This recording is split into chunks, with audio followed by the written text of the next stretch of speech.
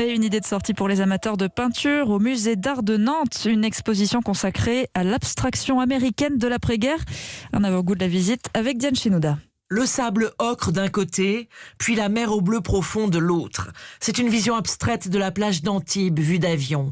Un des tableaux de ces nombreux artistes américains venus en France au lendemain de la guerre, comme Sam Francis, grand maître de l'abstraction américaine, ou Joan Mitchell, la célèbre peintre très inspirée par la nature à Giverny et par Paris.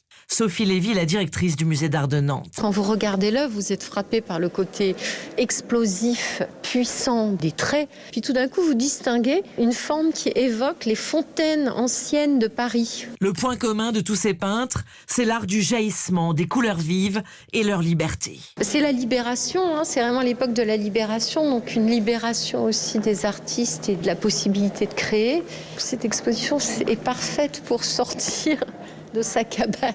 Ces artistes étaient tout jeunes, qui sortaient de la guerre, plein d'espoir. Et je trouve qu'il en reste quelque chose de très positif. Enfin, en tout cas, c'est l'effet que ça me fait à moi.